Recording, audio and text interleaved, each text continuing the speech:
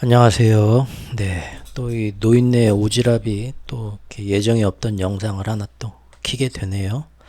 어제 파월이 이제 FOMC 끝나고 등판해서 나와서 뭔 얘기를 했는데 어차피 우리가 2월, 3월부터 보던 큰 흐름에서 크게 벗어난 거 없고 이번에 어차피 금리 동결하고 어차피 애매모호한 똑같은 얘기 할 거다라는 거는 뭐 다 예상하고 있었던 것이기 때문에 크게 뭐 새롭게 돌아볼 건 없을 거라 생각을 했습니다. 그런데 이제 중요한 건 어제 양적 긴축 QT를 드디어 테이퍼링 속도 조절을 하겠다라는 얘기가 혹시나 역시 5월 6월쯤엔 내놓을 것이다 하고 3월부터들 다들 예상을 했었는데 역시나 나왔죠. 근데 아직도 이 부분을 많이들 어려워하시는 것 같더라고요. 사실 쉬운 얘기는 아니죠. 아니, 쉬운 얘기라기보다는 재밌는 얘기는 아니죠. 머리 아프고 딱딱한 얘기다 보니까 사람들이 쉽게 관심을 안 가지는 거. 사실 이제 이거를 어떤 식으로 파악을 해야 되나. 사실은 제가 오늘 아침에 오전에 니즈마키 일어나 커피 한잔 하면서 경제 유튜브 저기 보다가 우리 특파원님이 이제 여기에 대해서 평가를 하시는데 조금 제가 생각하는 거하고 결이 달라가지고 이건 아닌 것 같은데 하다가 이거 지금 어차피 굉장히 이 복잡한 움직임을 너무 막 이게 뭐지 저게 뭐지 헷갈리게 돼서 이 움직임을 어떤 방향으로 지금 내가 이 거시경제를 파악하는데 딱 간단하게 어떤 방향으로 내가 이거를 딱 어떤 움직임으로 이해하고 흐름을 잡고 가야 되나, 에? 어떤 식으로 정의해야 되나, 어떻게 내가 납득을 해야 되나, 그것이 좀 생각보다 많은 사람들이 헷갈릴 수도 있겠다. 특파원님이나 기자님들도 이렇게 의견들이 분분한 거 보면 평가가 이렇게 쉬운 것만은 아닌가 보다라는 생각이 들어서 한번 어제 나온 파월의 영상, 파월의 기자회견 중에서 QT 속도 조절하는 거, 양적 긴축 속도 조절하는 게 무슨 의미이고 왜 지금 시점에서 그게 나왔는가. 그리고 지금 어제 이제 재무부의 우리 옐런 누님께서는 이제 뭐 국채 발행 계획 2분기 국채 발행 계획 어떻게 하겠다 계획표도 내놨지만 또 이번 달 말부터 드디어 재무부의 바이백 프로그램이란 것도 다시 시작을 하겠다. 그거까지 내놨거든요. 다 막 이거 보고 저거 들으면 QT가 뭔지도 잘 이해가 안 되는데 QT 속도를 조절한다는 게 또 무슨 말인지도 쉽게 이해하기가 어렵고 용어들도 워낙 그러다 보니까요. 거기다가 또 바이백 프로그램이 정확히 뭘 의미하는 건가. 근데 이 세 가지가 다 같은 흐름에서 나온 건데요. 그리고 사실 이거는 제가 2월, 3월부터 미국 시장에 관한 영상을 만들 때마다 예고를 해왔던 바인데 그게 그대로 지금 나온 겁니다. 근데도 솔직히 많이들 쉽게 이해하기는 어려운 걸로 보입니다. 어떻게 보면 이거는 그냥 경제가 그런가 보다. 뭐 내가 요새 어쩌다 보니까 미국 주식에 관심이 최근 1, 2년 사이 생겼는데 이거저거 막 알아가다 보니까 또 어떻게 또 최호크 채널이 눈에 띄어갖고 기축통화가 뭐고 세력들의 어떤 지금이 이런 기축통화 패권의 과도기고 이 자본주의 경제의 큰 격변기구나. 그래서 지금 세상에 별일들이 막 치열한 암투가 벌어지면서 별일들이 다 생기는 거고 갑자기 세상 살기가 팍팍해지는 거고 국제정세의 영향이 우리나라에도 이렇게 오면서 모든 군사, 경제, 정치, 외교, 군사 부분의 모든 변화가 막 사방에서 막 일어나는구나. 이거 그러다 보니까 기후 변화 때문에 그냥 날마다 비 오고 폭우 오고 뜨겁고 가뭄 오고 화산 일어나고 지진 일어나고 정신없는데 인간사도 똑같네. 이거 참 세상이 어찌 되려고 이러지. 그렇게 생각하는 분들도 생기죠. 이제 오늘 얘기하는 건 그 중에서도 제일 좀 매니악한 부분입니다. 심화반 정도? 요거까지 확실하게 이해하시면 제가 볼 때는 정말 이거는 어나더 레벨이라고 저는 봅니다. 한번 근데 이게 예전부터 제가 한 두세 달 전부터 이 방향으로 가기 위해서 이렇게 준비하고 있는 거다. 흐름을 설명한 거에 연장선상이기 때문에 조금 어렵고 머리 아픈 얘기이긴 하지만 한번 호기심을 가지고 들어보시면서 한번 이해를 한번 해보시려고 노력하는 것도 괜찮지 않을까 싶어서 한번 영상을 좀 준비 없이 켜봤습니다. 시작해 보겠습니다. 어제 파월이 나와가지고 뭐 어쩌고 저쩌고 얘기를 했는데요. 결국은 금리 동결한다는 거죠. 근데 요새 이렇게 물가가 계속 막 잘 안 떨어지고 하는데 그러면 앞으로 금리 인하가 아니라 반대로 금리 인상도 할 수 있겠네요? 누가 물어보니까 에이 택도 없는 소리. 금리 인상은 절대 안 해. 시장을 굉장히 안심시켜주는 소리였죠. 그래서 사람들이 일단 오유 그래요. 그건 다행이네요. 그럼 지금 뭐 잠깐 저기 인플레이션이 이러고는 있지만 어차피 지가 지나면서 내려가게 돼 있는데 그게 지금 계속 늦춰질 뿐입니다. 그래서 내가 금리 인하 언제 하겠다 이제 그 말은 차마 나도 못 하겠네요. 그건 내가 전에도 얘기했죠. 원래는 뭐 6월부터 한다 그랬었는데 저번 달부터는 내가 이거 이제 나도 차마 언제부터 정확히 시작하고 금년 안에 몇 번 하겠다 그런 말은 나 파월도 못 하겠어. 그때 고백했죠. 이번에도 마찬가지다. 언제 시작할지 모르겠다. 하지만 내 생각엔 아직도 절대 반대로 금리를 올릴 일은 없고 언젠가는 내려가게 돼 있어. 다만 한 달, 두 달 늦춰질 뿐이야. 나는 그걸 확신한다. 그 얘기를 어제 했고요. 한간에는 뭐 스태그플레이션 얘기도 나오던데 왜 이렇게 물가가 안 떨어지는데 경제가 약해지는. 누가 그럼 택도 없는 말도 안 되는 소리를 하냐? 나는 절대 그렇게 미국 경제 엄청나게 지금 잘 나가는 거 안 보여? 무슨 스태그플레이션. 물가가 잘 안 떨어지는 것도 경제가 너무 좋아갖고 사람들이 돈을 펑펑 쓰니까 안 떨어지는 거야. 맨날 내가 얘기하잖아. 지금 쓸데없는 소리, 스태그 같은 소리 하고 있네. 정말 한 번만 그런 소리 더 하면 나 진짜 삐질 거야. 화낼 거야. 어제 그랬다는 거죠. 대충 그겁니다. 다만 이제 기사 하나를 제가 가져왔는데 제목을 보니까 금리 인상 없이 양적 긴축을 완화하겠다 뭐 이런 얘기를 하면서 증시를 안심시켜줬고 증시가 약세에 떨어지니까 오히려 비둘기가 돼서 증시를 달래주었다 이런 제목인데 저는 요거에는 동의하지 않습니다. 어제 파월이 나와서 이렇게 약간 똑같은 맵하긴 하지만 부드럽게 얘기를 했던 거는 제가 볼 때는 요겁니다. 이 제목.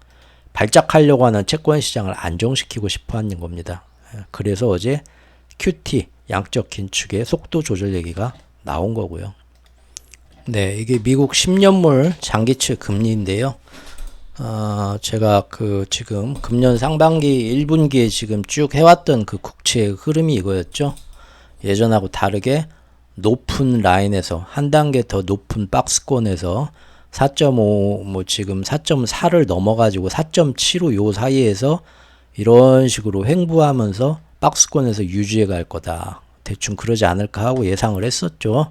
그 이유는 지금 중국이나 다른 경쟁국들에서 채권 금리가 높은 채권 금리에 허덕여서 맘대로 경제 회복을 하기 위해서 맘껏 돈도 못 풀게 만들고 그리고 채권 부채들 이자 빵빵 터지면서 안에서 경제 무너져라 하는 금융 전쟁 때문에 이걸 높게 유지한다고 했죠. 일부러 이 과정에서 이제 미국은 물가도 이렇게 잘 잡히는데 더 이상 금리 올릴 필요 없잖아.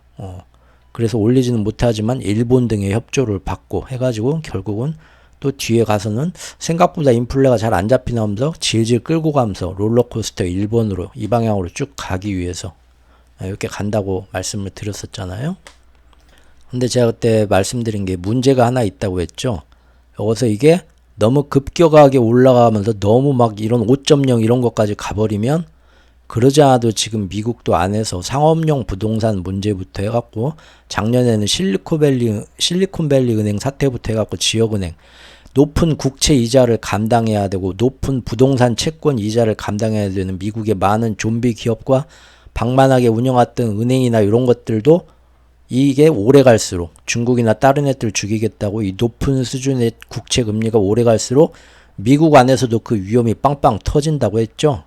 그래서 그거를 어떻게 막아갈 것인가. 그래서 연초부터 제가 파월 형님하고 옐런 누님을 등장시켜서 빛의 파월 어둠의 옐런 양쪽에서 다 어떻게든 막아내보자. 미국 안에서도 미리부터 그런 움직임이 나온다고 했잖아요. 그래서 이 국채 움직임이 너무 급하게 앞으로도 계속 금리 인하 계속 늦어지고 지금 뭐 이란도 불안하고 뭐 앞으로 모든 거 보니까 금리 인하는 물 건너갔고 앞으로 채권도 점점 더 금리가 오를 것 같아. 채권 가격은 더 떨어질 수도 있을 것 같아. 최근 보름에 와서 그런 얘기 더 많이 나왔죠. 이란 이스라엘에서 서로 직접적으로 서로 보복하기 시작하면서 맞죠? 한경이나 매경이나 그런 보면은 우리 막 유명하신 월가에 계신 분들 나와가지고 점점 야 채권 여기서 더 똥값 돼. 더 떨어져. 아직 채권 살 때가 아니야. 막 그런 얘기 하는 사람도 점점 많이 나오죠. 예. 사람들이 자꾸 심리가 그렇게 가면은 미국 채권 금리가 더 올라갈 수도 있거든요. 그러면은 중국이나 다른 애들 죽이겠다고 높게 채권 금리를 지금 훨씬 더 위에 박스권으로 올려갖고 강하게 밀고 가는데 미국도 힘들어진다고 말씀드렸죠. 그래서 그때마다 이거를 조정할 거다. 적당한 수준으로 한 번씩 더 이상 안 올라가고 이 라인에서 갈 수 있도록. 그리고 그걸 위해서 준비한 게 뭐다라고 제가 말씀을 드렸냐면 기억들 하시려는지 모르겠는데 일단 상업용 부동산 제일 문제가 되는 그 약한 애들 지금 다 연준이나 그 연방보험기금 그런 다음에 그 뭡니까 또 통화감독청 재무부 산하의 그 세계 3총사가 지금 모여 들어갔고 BTS 그 프로그램은 끝났지만 또 비슷하게 지금 케어 해주는 그 새로운 그 지금 걔네들이 보고 있고요. 몇 군데 받쳐주려고. 뭐 걔네들은 이제 걔네들 문제로만 이제 끝나는 건데 그거 외에 미국 경제 전체의 어떤 좀비 기업이나 이런 데 문제가 올까봐 그래서 이미 2월 달부터 시중에 나온 게 뭡니까? 금리 인하는 연준이 언제 할지 모르지만 양적 긴축하면서 시중의 유동성을 쫙 빨아들이면서 신용 경색의 위기가 올 수도 있을 정도로 이렇게 유동성을 빨아들이는 거는 금리 인하 언제 하는 거하고 상관없이 독자적으로 먼저 시행할 수 있더라고. 그때부터 떡밥을 뿌렸거든요. 그리고 저번 3월 달에는 좀 더 확실하게 연준 위원들이 뭐 거의 만장일치로 다음 분기 회의부터는 QT 감소에 대해서 확실하게 뭐 시행을 하자 그런 바람까지 나왔었고요. 그때 발언까지 의사록에 그랬죠. 그 얘기가 뭡니까 지금 미국 경제는 튼튼하고 아무 문제 없다면서요. 말은 그렇게 하고 뜨겁다 하는데도 지금 뭡니까 이렇게 너무 미국 국채 금리가 올라가지고 자기네들도 신용 위기가 올 것 같으니까 이걸 한 번씩 내려줘서 너무 오르지 않게 냄비 뚜껑 한 번씩 열어줘야 될 거 아니에요. 김 빠지게. 그래서 미리부터 연준이 벌써 2월부터 사실은 시장에 말을 푼 게 QT 감소는 해야겠어. 이러다가 너무 고금리 오래돼서 어디 문제 생길지도 모르니까 했던 거를 어제 얘기를 한 거거든요. 그렇게 얘기를 하면 이게 한 번씩 꺼지거든요. 밑으로. 동시에 연준도 무려 20 몇 년 만에 연준도 바이백 프로그램을 하겠다는 거다. 바이백 프로그램이 뭐냐면 국채를 아무도 안 사줘갖고 이렇게 국채 금리가 너무 올라. 그래서 자기네들 신용시장도 좀 문제가 생길 것 같아 하는데 재무부가 나서서 이걸 대신 사주겠다는 겁니다. 채권을. 사주면은 그렇게 많이 발행하고 또 문제가 되는 그런 채권을 재무부가 자기가 또 특별한 것들 몇 개 사주면서 이렇게 다시 국채 금리가 내려가서 안정될 수 있다는 거죠. 즉 연준이 QT 축소하는 QT 그 속도 조절을 하겠다고 어제 파월이 발표한 것과 동시에 이번 달부터 재무부도 국채를 많이 발행하기는 하지만 바이백 프로그램을 20년 만에 부활시켜 갖고 같이 시행하겠다는 건 뭡니까? 채권 금리를 낮추겠다고 둘이 동시에 나선 겁니다. 그리고 그 이유는 중국 죽이겠다고 채권 금리를 올리고 이 와중에 중국도 죽고 한국도 죽고 다들 지금 힘들다 빵빵 쓰러지려고 하지만 이게 분명히 계속되면 미국 안에서도 우리 미국은 돈 풀어서 괜찮은데 마음껏 돈을 풀어서 하고 있지만 그 와중에도 지금 채권 금리에 허덕이는 애들이 있거든요. 그러니까 걔네들 너무 자극 안 가게 하려고 자기들도 속도 조절을 해야 된다고 제가 이걸 개왕권이라고 항상 비유를 했었죠. 손오공의 개왕권. 저놈 죽이기 위해서 개왕권 2배, 3배, 4배 쓰는데 하고 나면 미국한테도 신체에 무리가 와요. 여기서 이제 누가 잘 버티냐 싸움이죠. 2분기 때 근데 어떻게든 결말을 보겠다고 개왕권 지금 10배짜리 들고 나온 겁니다. 너 중국 쓰러뜨리겠다. 근데 중국은 공산당의 어떤 그 뚝심으로 지금 누가 이기나 해보자고 지금 피 튀기는 거고요. 2분기가. 어제 파월의 발언이 이거였습니다. 금리 인상은 할 일 없으니까 걱정 마시고요. 대신 얼마나 오랫동안 지금 이 고금리를 계속 동결해 가져갈 거냐. 그거는 좀 지켜봐야겠다. 이 얘기죠. 다만 중요한 거는 이번 6월부터 양적 긴축을 감축하겠다. 다음 달부터 QT 속도를 조절하겠다라고 미리 시장에 예고를 한 겁니다. 재무부도 동시에 이번 달 말부터니까 사실은 5월 말 6월 초부터죠. 둘이 동시에 바이백 프로그램을 하겠다.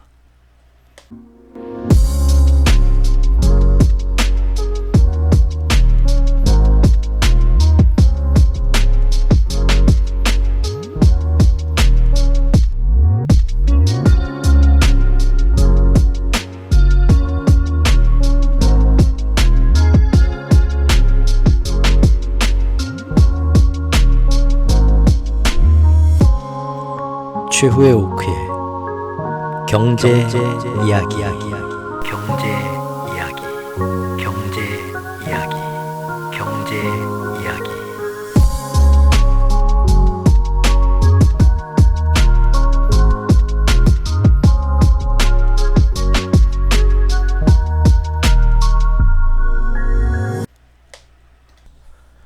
자, 이제 요거를 풀어서 설명을 한번 해볼까요? QT라는 건 뭐냐면요. 저기 뭡니까? 코비드 사태나 뭐 뭔 일이 지금 터졌을 때 나라 경제가 엄청나게 침체되려고 하니까 돈을 급하게 다 풀어가지고 그거를 살려보겠다고 했던 거잖아요. 돈을 근데 어떻게 풉니까? 국채를 발행합니다. 예. 빚을 발행하는 거죠. 빚을 대출 땡겨와서 하듯이 나라의 국채를 엄청나게 발행하고 그 국채를 누군가 사주겠죠? 이자 주겠다고 하니까 그걸 사서 모은 그 돈으로 이제 그걸 뭔가를 하겠다는 건데, 국채를 너무 많이 한꺼번에 발행하는데 시중에서 미국 국채 좋지, 나 저거 사야겠어, 이자 받으라고 사는 그런 주체들이 여러 개 있겠죠. 해외에서도 와서 미국 국채가 그렇게 좋다며 하고 사는 애들도 있을 거고. 근데 한 번에 저번같이 너무 많이 발행이 되면 이제 이것을 사는 거에 비해서 너무 많이 발행이 되니까 좀 문제가 되는 거죠. 근데 그걸 누가 사주겠다고 했습니까? 연준이 사줬어요. 코비드 터지고 나고서는 엄청나게 발행해라, 우리 연준이 다 사주겠다, 그러면 문제 없겠지? 해가지고 지금 그렇게 됐던 겁니다. 그게 바로 양적 완화였습니다. 나라에서 국채를 엄청나게 발행하고 연준이 다 사요. 샀으면 산 만큼 가격만큼 돈을 내야죠. 그래서 연준에서 돈을 시중에다 내놓는 거예요. 그게 시중에 이제 돌아가서 퍼지면서 돈이 퍼지는 거죠. 돈을 그런 식으로 풀고 그거를 유동성을 늘려준다고 해서 양적 완화라고 하는 거죠. 근데 지금부터 이제 금리 인상으로 가고 양적 긴축으로 가야겠다, 인플레 때려잡기 위해서 된 거죠. 그럼 양적 긴축은 어떤 식으로 하냐면, 연준이 그 나라에서 발행한 무한한 채권을 엄청나게 많이 사주고 이제 채권 가격만큼 시중에 돈을 푼 게 그게 이제 양적 완화인데, 채권이 이제 그 만기가 돌아올 거 아니에요. 그럼 만기가 돌아오면 만기 돌아온 걸 그대로 내가 이거 또 한 번 사주지 갖고 있는 게 아니라, 이제는 더 이상 채권을 안 사줘야 되니까 만기가 거의 된 거를 이제 안 사주고, 이제 이거 더 이상 안 사, 이거 상환해 버리는 거예요. 상환해 버리고, 아니면은 만기가 거의 돌아온 거를 채권을 오히려 이제 시장에 다시 팝니다. 매각을 해요. 그렇게 되면 어떻게 될까요? 양적 완화 시기 때보다 연준이 이렇게 양적 긴축 QT로 태도를 돌변하게 되면, 그동안은 연준이 시중에서 이만큼 사주던 채권 양이, 연준이 흡수하던 채권 양이, 이제 연준도 나 이제 이거 더 이상 못 먹어, 배불러, 나 이거 이제 더 이상 안 살래 하고 시중에다가 만기 된 것도 풀어놓고 팔기 시작한다는 건다. 그럼 시중에 채권이 다시 더 나오게 되죠. 맞죠? 더 나오면서 어떻게 됩니까? 연준은 그만큼 돈을 가져가서 자기들이 흡수합니다. 채권을 내놓은 만큼. 그러니까 시장에 유동성 흘러다니던 현금을 연준이 쫙쫙 빨아먹고 대신 시중에 자기가 들고 있던 국채를 풀어놓는 겁니다. 다시 한번 정리하자면, 양적 완화 때는, 돈을 풀던 양적 완화 시기에는 연준이 시중의 채권, 국채를 지가 싹 빨아먹고 대신 돈을 싹 토해낸 겁니다. 그런데 양적 긴축이 시작되고 금리 인상이 시작됐을 때는 시중에다 연준이 그동안 배부르게 먹었던 국채 채권을 쫙 토해내고 그 다음에 그만큼 시중에서 돈을 쫙 빨아먹는 겁니다. 이렇게 생각하면 편하시죠? 근데 이제 6월부터 하겠다는 건 뭐냐? 그 QT의 속도를 좀 늦추고, 고삐를 늦추고 천천히 가겠다는 겁니다. 그 말은 뭐냐면, 시중의 채권을 막 연준이 토해내놓고 그만큼 돈을 쫙쫙 빨아먹던 거를 천천히 하겠다. 즉 시중에 채권을 막 토해내놓던 양을 조금씩만 살짝만 느리게 토해내고 시중에서 돈을 쫙쫙 빨아먹던 것도 천천히 빨아먹겠다는 거죠. 그러면 어떻게 될까요? 시중에 유동성의 숨통이 트입니다. 그게 첫 번째 효과고, 두 번째는 뭘까요? 시중에 연준이 매달 양적 긴축을 하면서 시중에 이렇게 토해내놓고 밀어내놓던 그 국채의 양도 예전보다는 조금씩 나온다는 겁니다. 그렇죠? 그러면은 시중에 연준이 매달 양적 긴축하겠다고 막 쏟아내놓던 국채 물량도 이제는 조금 수도꼭지 잠근 것처럼 찔찔찔찔하면서 조금씩만 나와요. 그리고 시중에서 돈을 쫙쫙 빨아가던 것도 조금씩만 가져가니까 시중에 이제 숨통이 트이고 국채의 어떤 그 과도한 발행량도 조금 조절이 되겠죠.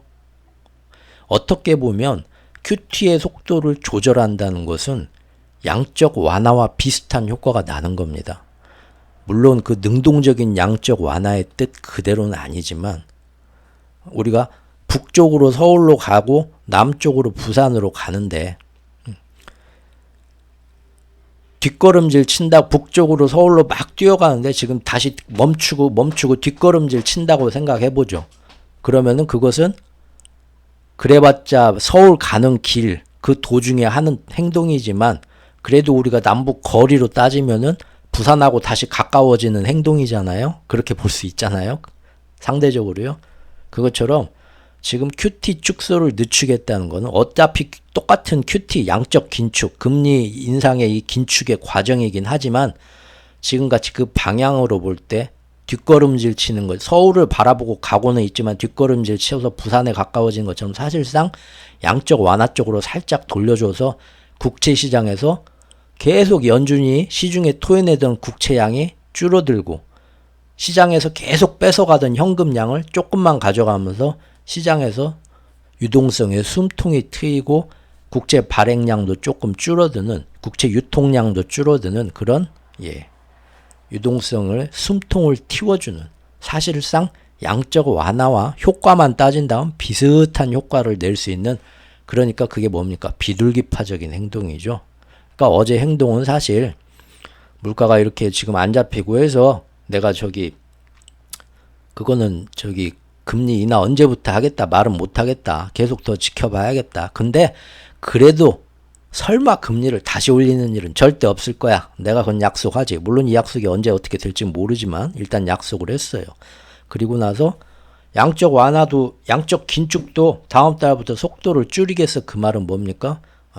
시중에 막 채권 시장 지금 막 힘들다고 난리지. 이렇게 막 지금 금리 올라가지고 장기채 금리 이렇게 올라가지고, 근데 우리가 다음 달부터 그런 행동을 통해서 QT의 속도 조절을 통해서 시중에서 이렇게 금리가 급하게 안 오르고 아이고 좀 살겠네 하고 이렇게 내려갈 수 있게, 이 라인에서 여기서 막 무슨 막 점점 큰일 난다 해서 사람들 심리가 막 점점 안 좋아지면서 5.0까지 뚫고 가는 게 아니라 이 정도에서 유지될 수 있게 자기가 한번 안정시켜줬다는 거다. 그리고 파월만 그런 게 아니라 연준도 연준만 그런 게 아니라 옐런 재무부, 옐런 누님도 나와가지고 야, 우리가 맨날 시장에 국채 발행 계속 국채를 더 많이 쏟아내니까 다들 이게 국채 가격은 더 떨어지고 국채 금리는 올라가겠네 걱정들 하고 있지? 근데 내가 이번에 특별히 단기채하고 장기채 중에 니들이 걱정 많이 하는 거 아니까 2분기에 국채를 내놓더라도 단기채 위주로 좀 내놓겠어. 그리고 왜? 장기채는 상대적으로 덜 내놓겠다. 지금 문제가 되는 건 단기금리도 문제지만 제일 문제가 되는 건 사람들의 어떤 회사채 시장이나 모든 그 채권 금리의 기준이 되는 미국의 장기채 금리, 10년물 금리 보통, 그 다음에 모기지 금리, 미국의 부동산 그 집 사는 대출 모기지 금리 기준도 10년물 금리를 따라가거든요. 그러니까 지금 이게 자꾸 높아지면 미국 안에서 경제도 어디선가 빵빵 터지고 곡소리 나니까 재무부도 장기채 발행은 이번에 좀 줄이겠다. 그래서 장기채 물량, 시중에 유통되는 장기채 물량을 줄여서 지금 미국 장기채 금리가 4.75 위로 막 뜨는 거, 이런 움직임 좀 제동을 걸고 한번 좀 안정시키고 가자 하고 어제 파월도 나와서 그 말하고 옐런도 나와서 그 말을 한 겁니다. 자, 이제 이 개념을 딱 아시니까 기사를 한번 보시죠. 그나마 연준이 이날 6월부터 양적 긴축 속도 조절에 나서겠다는 계획을 어제 발표하면서 국채시장은 안도감을 표했다. 왜 안도감을 표했는지 이제 아시겠죠? 예. 연준은 다음 달 6월부터 월별 국채 상환 한도를, 이게 뭐냐면은 매번 QT를 하면서 지금까지 국채를, 예전에는 연준이 막 솔선수범해서 제일 많이 사줬지만 미국 국채를 그동안 그 엄청나게 발행하는 부채를 지난 2, 3년 동안 제일 많이 사준 게 연준이고 그 다음 중국이나 일본입니다. 그 정도로 많이 사줬었습니다. 근데 그거를 이제 더 이상 안 사요. 그리고 이제 샀던 거 만기된 것도 이제 이거 다 토해낼래요 하고 시장에 이렇게 팔고 했단 말이에요. 그거를 국채 상환이라고 합니다. 예, 지금 보면 월별 국채 상환. QT를 하면서 시중에다 토해냈던 국채량을 얘기하는 거예요. 근데 그거를 600억 달러에서 250억 달러로 축소했다. 보유증권의 감소 속도를 늦출 계획이다. 한 달에 시중에 600억 달러 어치씩 채권을 토해냈는데 그거를 250억 달러로 축소해서 조금만 토해내겠다. 그 얘기죠. 그런데 중요한 거는 거기 보면은 연준이 보유하고 있는 채권, 시중에 토해내는 그 채권이 뭐가 있냐면 기관들, 공공기관 부채들이나 아니면은 모기지 담보증권, 보통 MBS라고 합니다. 요런 것도 있는데 동시에 미국 정부에서 발행한 국채도 있거든요. 종류가 그렇게 두 개, 보통 크게 나눠 두 가지가 있는데 두 가지를 각각 얼만큼씩 토해내겠다, 얼만큼씩 토해내겠다 그 계획표에 따라서 지금까지 토해냈는데 보면은 다음 달부터 토해내는데 시중에 토해내는 이런 모기지 담보증권 MBS 같은 거는 그대로 계속 토해내겠다 이거예요. 줄이지 않고. 시중에다 자기들이 계속 토해내놓는 채권량을 줄이겠다 속도를 하는데 모기지 증권이나 기관부채 이 증권은 안 줄이고 그럼 어디서만 줄이겠습니까? 국채만 줄이겠다는 거예요. 딱 찍어서. 맞죠? 여기 파월이 전반적으로 연준의 대차 대조표를 국채 중심으로 바꿀 것이다. 이 얘기거든요. 그러니까 시중에 줄이기, 결국은 6월부터 시중에 토해내는 채권량을 연준이 줄일, 그 예전에는 많이 줄여내가지고 시중에 그만큼 돈을 쫙쫙 빨아먹고 그 대가로 그래가지고 유동성을 줄였는데 이제는 그 시중에 토해내는 채권량을 줄일 거다. 대신 뭐냐? 국채 토해내는 것만 줄일 거다 이겁니다. 그러면 확실히 국채 시장이 더 안정되겠죠. 국채 시장에서 돈을 더 흡수해가는 것도 더 약해질 것이고, 맞죠? 그러니까 결국은 딱 타겟에서 국채 시장 중심으로 안정시키겠다. 요겁니다. 10년물 금리 봤을 때 요거 지금 이대로 계속하면 중국 죽이겠다고 하다 우리도 뭐 문제 터졌으니까 지금 한번 좀 시장에 브레이크 한번 걸어준 겁니다. 즉 채권 시장 이제 발작하지 마라. 어떻게든 우리가 채권 이거는 안 터지게 우리도 살살 달래가면서 가야 된다. 요런 식으로 지금 어제 그게 나온 겁니다. 계획이. 그리고 연준만 그런 게 아니라 미국 재무부도 공조에 나섰다는 거죠. 공조 뭐 영화 제목도 있대요. 둘이 협력해서 이제 한 방향을 보고 하는 거죠. 즉 20년 만에 처음으로 시장에 유동성을 공급하기 위해서 수십억 달러의 국채를 매입하는 바이백 조기 상환을 시작하기로 했다고 하잖아요. 언제부터? 이번 달 말 29일부터 해가지고 7월까지 2분기 내내 9번에 걸쳐 진행한다. 야, 이제 딱 이 흐름을 아시겠죠? 2분기에 미국과 중국이 피 터지게 싸웁니다. 경제 금융 정책. 그걸 위해서 어떤 사방의 어떤 지정학적 갈등 분쟁도 지금 더 키우려고 하고, 근데 어제 제가 커뮤니티에 게시물 올린 것처럼 예전 우크라이나전 때처럼 쉽게 안 된다. 왜? 이번 작전은 주연 배우가 너무 안 좋아. 탈이 안 좋아. 네타냐후가 흥행이 안 돼요. 그렇죠? 근데 지금 일주일 전부터 서구권의 대학생들이 들고 일어났습니다. 다시 그 예전 뭐 학생운동 시위처럼 요런 것들이 지금 굉장히 난리가 났어요. 지금 제가 좀 이따 오후에 한번 또 뉴스 좀 찾아봐야겠어요. 네타냐후가 지금 원래 같으면은 지금 이란하고 이렇게 자극해서 뭔가 일이 잘 됐어야 되는데 이란이 끝까지 참고 있죠. 그래서 지금 라파지고 지금 어떻게든 쳐 들어가겠다고 하는데도 오히려 사방에서 시위 일어나고 네타냐후가 더 나쁜 놈이 되기 시작했어요. 확실하게. 지금 이 일을 어떻게 지금 또 명분을 가져오면서 이 일을 끌고 가야 굉장히 지금 애로사항이 꼽혔습니다. 이거 오늘 내일 안에 이번 주말까지 얘네들 해결해야 돼요. 이것은 거대한 금융 세력의 마스터 플랜이 사람들의 저항에 부딪혀 가지고 지금 이거 어떡하죠? 지금 우왕좌왕하게 된 꼴입니다. 지금 이런 변화가 좀 있어 갖고 이번 주 지금 오늘부터 2, 3일이 굉장히 지금 중요한 지금 흐름이 될 것 같습니다. 여기 이 기사가 한마디로 잘 표현을 했네요. 파월이 금리를 곧 인하할 계획이 없다는 신호를 어제 보냈지만 중요한 건 QT 설명에서 한 것처럼 대차 대조표를 축소하는 QT의 속도를 지금 늦추겠다라는 이 말은 뭐냐? 채권 금리가 상승하려는 압력이 줄어들 것이라는 걸 의미한다. 안정시킨다는 거죠. 왜 안정시킨다고요? 이미 예전보다 한 단계 높은 윗 레벨, 우리 여기로 봤었죠. 4.338 이거보다 높은 단계 4.4라고 해봅시다. 이거보다 높은 단계로 가면 사실 뭐 주식시장도 사실 영향을 받고 뭐 여러 군데 영향을 받지만 무엇보다도 주식시장이 중요한 게 아니죠. 파월은 지금 배후 금융세력은 기축통화 패권에 있어서 미국 실물 경제에서 중국의 뭐 헝다나 뭐 이런 거 터진 것처럼 미국에서도 그런 게 터지면 안 되고 미국은 끝까지 라스트맨 스탠딩으로 살아남아야 됩니다. 그래야 브레튼우즈 3.0을 CBDC로 가져가든 뭘 가져가든 지금 그 준비한 자기들끼리 모여가지고 또 그 비율을 정해가지고 전 세계에 통용시켜야 되거든요. 그러니까 그때보다 높은 윗단계로 갔지만 윗단계에서 계속 가가지고 문제가 되면 안 돼요. 이 정도면 충분히 개왕권 써가지고 중국이나 다른 애들이 시간이 지나면서 빵빵 터지거나 침체에 갈 건데 우리 미국은 계속 국제 발행하고 돈을 억지로 풀면서 그래도 큰 실물 경제에서 어디 신용 경색, 신용 위기 안 오면서 우리는 버틸 수 있겠다. 이 정도까지는. 개왕권 4배까지는 내 몸이 버틸 수 있겠다 하는 거죠. 개왕권 근데 2위로 가서 개왕권 10배 되면 나도 쓰러져. 먼저 쓰러져. 잘못하면. 그러니까 지금 여기서 지금 한 박자 브레이크 걸고 가겠다고 이번 달부터 사실 이게 2월, 3월부터 나와서 그들이 예고했던 거고 우리가 그때부터 예상했던 거죠. 그때 영상 만들고 글 만들면서 그게 이제 오늘 나온 거예요. 어제. 그래서 사실 어제 보면은 그 얘기 나오고서 달러 강세도 굉장히 확 하루 만에 떨어졌고 2년물 국채 수익률 이것도 일주일 내 최저치로 갑자기 훅 좀 안정이 됐다고 합니다. 10년물도 그러고 근데 그래봤자 뭐 크게 뭐 떨어지진 않았고요. 예. 한번 볼까요?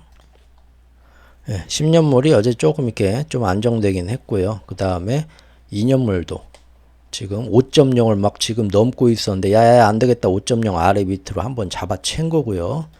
덕분에 달러 지수가 이렇게 올랐다가 쭉쭉 떨어졌죠. 하루 만에 이만큼 떨어졌죠. 조금 그러니까 자기들도 브레이크 건 겁니다. 이게 개왕권이라서 필살기긴 한데 자기들 몸에도 피로가 쌓이거든요.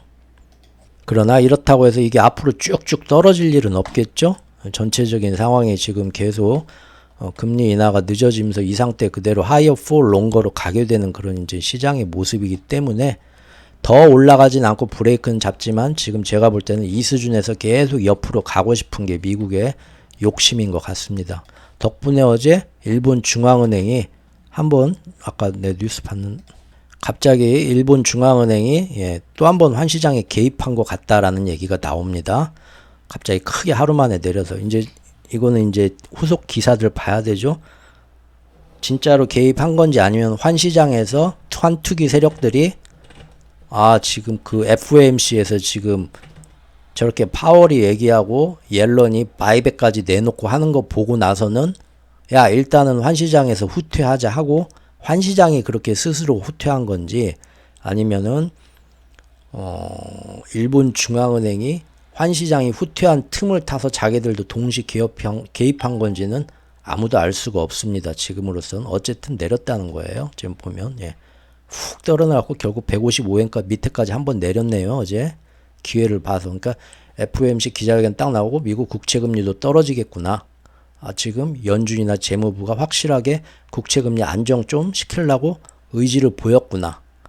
그러면은 다른 신흥국 일본이나 뭐 다른 나라하고 미국하고 해도 금리 차도 이렇게 확 벌어지진 않고 좀 안정될 수도 있겠구나. 일본은 더구나 앞으로 금리를 인상하는 긴축으로 간다고 하니까 라고 생각하니까 일단 여기서 엊그저께 지금 160엔에서 일본이 또 한번 의지도 한번 보이고 하니까 야 어떻게든 160엔간에서는 큰 재미도 못 볼 것 같고 볼 만큼 다 봤다 일단 여기선 빼자 하고 FOMC 기자회견 보고 나서 확 빼고 일본도 힘드니까 한번 또 동시 그게 작용하지 않았나 지금 싶습니다. 어쨌든 단기적이긴 해도 한번 기회가 온 거죠. 그럼 우리나라도 뺐어야죠. 예.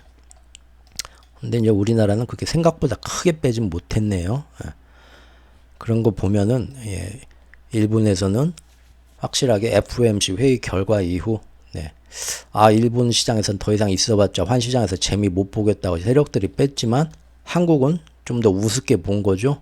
너는 뭐가 있어? 너까지 빼지는 않지. 그래가지고 지금 어제 빼긴 뺐는데 일본만큼 이렇게 드라마틱하게 빼지는 못했네요.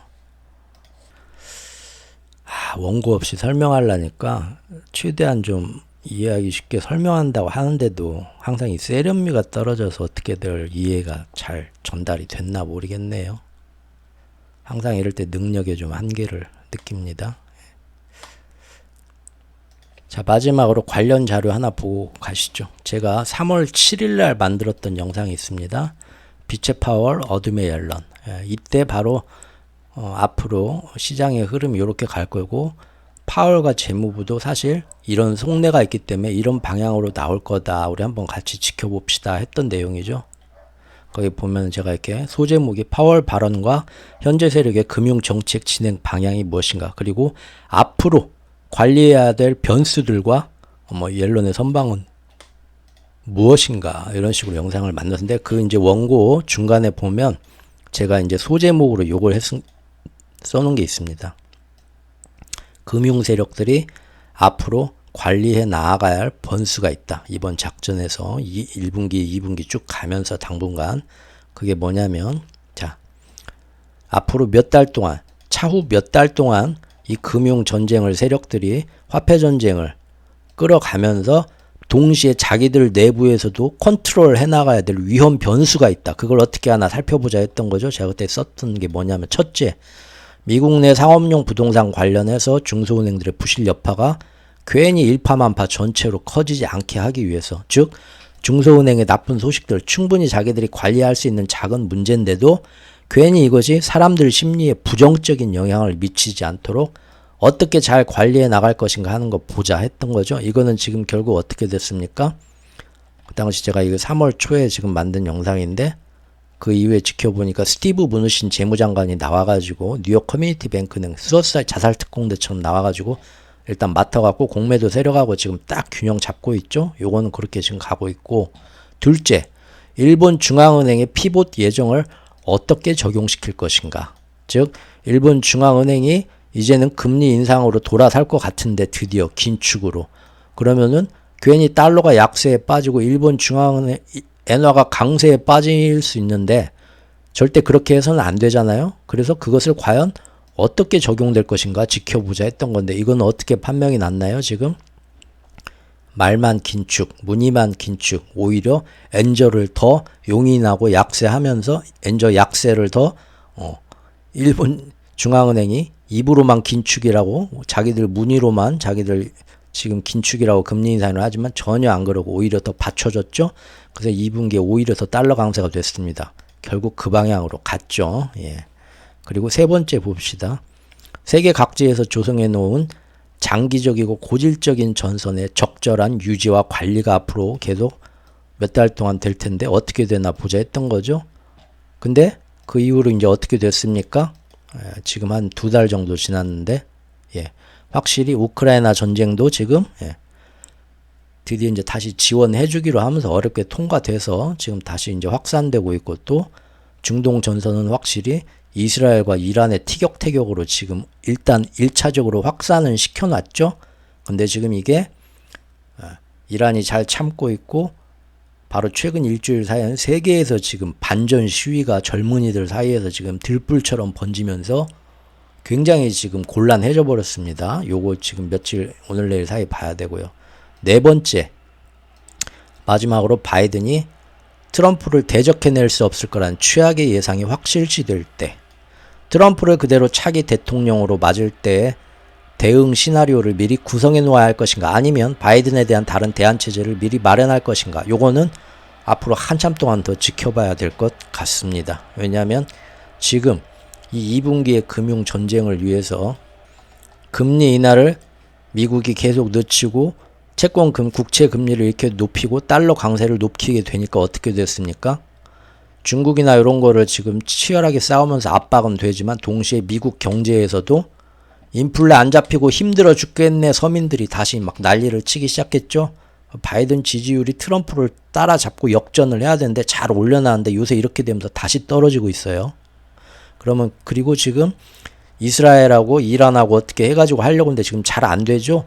계속 학생들은 시위하고 이스라엘 나쁜 놈, 바이든 나쁜 놈, 이 전쟁에 무조건 반대하니까 이게 지금 사회 전체로 분위기가 퍼질까봐 지금 막 우리 예전에 50 때 군사독재 실 때 백골단 투입했던 것처럼 지금 막 나와가지고 강경진압하고 막 무작정 체포하고 지금 난리 났죠. 지금 보면은 미국 지금 대학가 보면은 중국의 천안문 사태 같기도 하고 우리나라 예전 대학의 그 캠퍼스 안에 절대 들어오면 안 된다고 하는데 신성한 캠퍼스에 정문 막 바리케이트 쳐놓고 했는데 그 당시 무장 경찰들 백골단들 막 들어와서 체류탄 터뜨리고 막 몽둥이 들고 진압하고 총 학생회실 들어가고 요즘 분들은 말하면 모르죠. 우리나라도 그런 시절이 있었다는 거.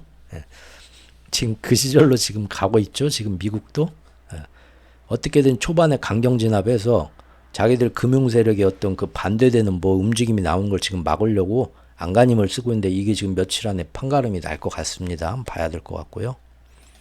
만약 그렇게 지금 이렇게 되면 이 반전 시위 이런 것 때문에 바이든 지지율은 계속 떨어지죠. 그러면 정말로 이 기축통화 금융 세력이 자기들의 이 마스터 플랜을 막 무리하게 고집하다가 바이든은 포기할 수도 있습니다. 국민들이 지지를 안 하고 지지율이 떨어지는데 어떻게 해요?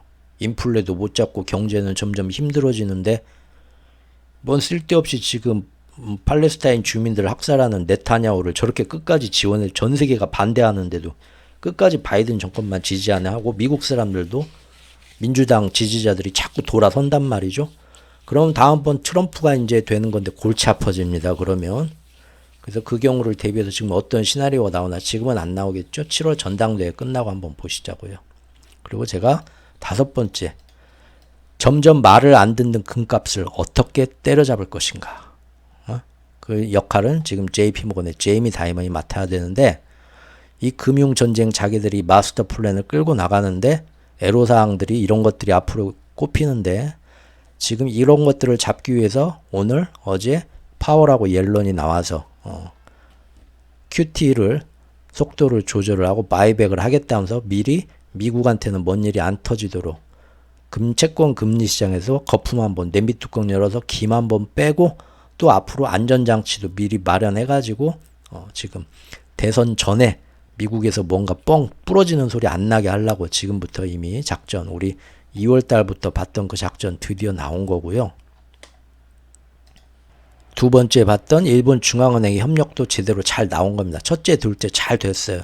세 번째 중동 전선을 자기들 맘대로 간데 이게 지금 최근 2주일 사이에 열흘 사이에 지금 이란도 더 이상 연쇄 보복을 안 하고 참고 있고 거기에 이제 반전 시위로 지금 세계로 번지려고 하면서 요게 지금 삐걱거리고 있습니다. 그리고 네 번째 이 작전을 지금 2분기 들어서 무리하게 펼치다 보니까 바이든이 트럼프 역전하려다 다시 바이든 지지율이 떨어지고 있어요. 이대로 가면 바이든 당선 못 시키는데 마땅한 대안이 없죠. 근다고 트럼프가 오게 되면 내년부터 정말 마스터 플랜이 굉장히 힘들어질 거고요. 여기는 이제 어떻게 갈 거냐. 하반기에 이 재밌는 게 나오겠죠. 5번째는 말 안 듣는 금값을 어떻게 때려잡을 것인가. 은시장에서 지금 해야 되는데 요거는 지금 현재 회원 영상에서 시리즈물로 지금 아주 좀 소상하게 다루고 있는데요. 지금 보면 은시장에서 1단계 때려잡고 엊그저께 2단계 때려잡고 있습니다. 지금 이게 정말 절대 여기를 넘기지 않겠다는 신념으로 지금 JP모건 다이먼이 때려잡고 있습니다. 그래서 지금 금 가격도 계단식으로 내려가고 있지만 금 가격은 훨씬 더 지금 잘 버티고 있죠. 사실 은 가격도 예전에 비하면 엄청나게 잘 버티는 겁니다. 어떻게든 잡아가려고 노력을 하겠죠. 하지만 점점 힘에 붙여지는 게 지금 눈에 보이고요. 사람들의 심리에도 1차 변화, 2차 변화가 지금 서서히 지금 나타나려고 하는 게 보입니다. 그래서 이게 지금 이 사람이 어떻게 잡아가나 보자고 지금 3월 초에 만든 영상인데 지금 2달 지나고 나서 어떻습니까? 예. 저번에 제가 소개시켜드린 것처럼 나와가지고 빨리 저기 악의 축들을 서방이 막강한 군사력으로 확실하게 휘어잡고 그 다음에 브레튼 우주 3.0에 대해서 미리 한번 밑그림을 한번 모여갖고 회의 한번 해보자. 벌써 운을 이 사람이 띄웠죠. 자, 이것도 흥미진진해. 지금 보면 마스터 플랜이 가장 치열해지는 지금 치고받고 정말로 난타전이 지금 2분기 4월부터 시작이 됐고요. 그 와중에 지금까지는 미국이 뭐든 하는 게 순조로웠는데 점점 미국이 하는 일이 순조롭지 않고 일이 틀어지는 지금 모습들이 보이고 있습니다. 그것은 일단 하늘에서 미카엘 대천사, 우리 꼴통 형님 트럼프를 내놓으면서 전혀 예정이 없던 어떤 큰 변수가 되어버렸고요. 그리고 두 번째는 금은이 말을 안 듣는다. 이게 지금 꼭꼭 숨기고 있는 사실이지만 제일 위험한 변수고요. 그리고 제일 표면에서 보이는 바람직한 건 뭐냐? 사람들이 2년 전처럼 우크라이나전 때처럼 쉽게 선동당하지 않는다. 아닌 건 아닌 거다고 목소리를 높이면서 지금 중동 전선에서 모든 플랜을 지금 어그러뜨리려고 하는, 이것이 가장 위험한 젊은이들의 학생운동으로 지금 번지려고 하고 있다. 자, 이런 거 한번 보면 될 것 같습니다. 오늘도 머리 아프고 길고 딱딱한 얘기인데 그래도 이렇게 관심 가져주시면은 꾸준한 지지 보내주시는 분들한테 너무 감사 말씀 드리고요. 오늘 하루도 또 이렇게 행복하고 아름다운 저기 봄날 풍경을 볼 수 있는 여유가 될 수 있는 그 하루, 어떤 한 시간이 되시길 바라겠습니다. 감사합니다.